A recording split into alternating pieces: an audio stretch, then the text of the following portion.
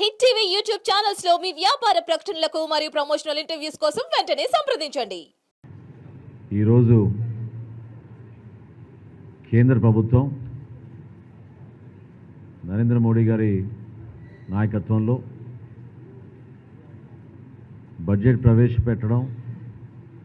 ఆంధ్రప్రదేశ్కి ప్రత్యేకంగా ఒక స్థానం కల్పిస్తూ, ప్రాధాన్యత కల్పిస్తూ ఏదైతే పవన్ కళ్యాణ్ గారు ఆశించారో, దేనికైతే జనసేన పార్టీ కట్టుబడి పదవుల కోసం కాదు, రాష్ట్రాభివృద్ధి జరగాలి, రాష్ట్ర ప్రజలకి మేలు జరగాలి, మన ప్రాంతానికి పెట్టుబడులు రావాలి అనే ఒక అంకిత భావంతో 2020 జనవరిలో భారతీయ జనతా పార్టీతో ఆ రోజు పొత్తు పెట్టుకున్నప్పుడు పవన్ కళ్యాణ్ గారు అమిత్ షా గారిని,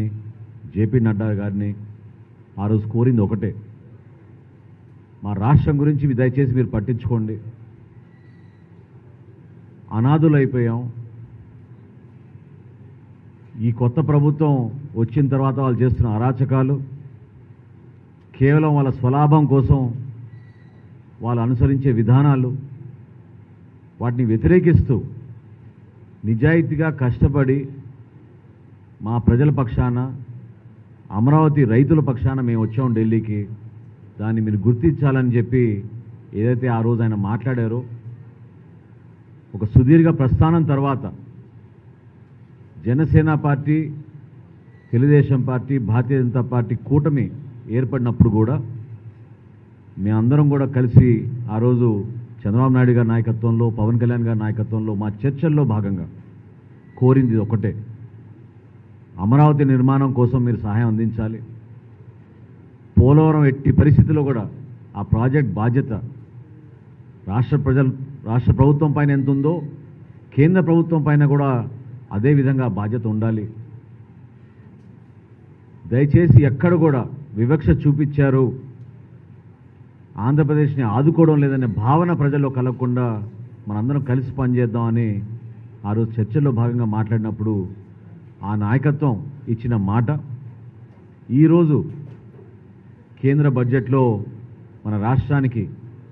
అమరావతి విషయంలో కానివ్వండి, పోలవరం విషయంలో కానివ్వండి, ఉపాధి కల్పించే విధంగా వాళ్ళు తీసుకున్న కొన్ని నిర్ణయాలు కానివ్వండి, ఖచ్చితంగా ఒక బంగారు భవిష్యత్తు ఉండే విధంగా,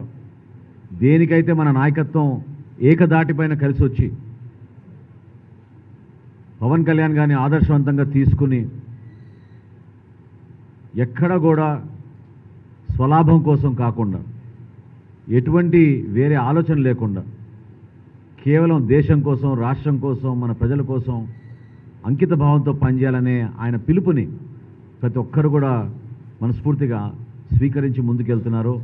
దాన్ని ఈ విధంగా చంద్రబాబు నాయుడు గారి ద్వారా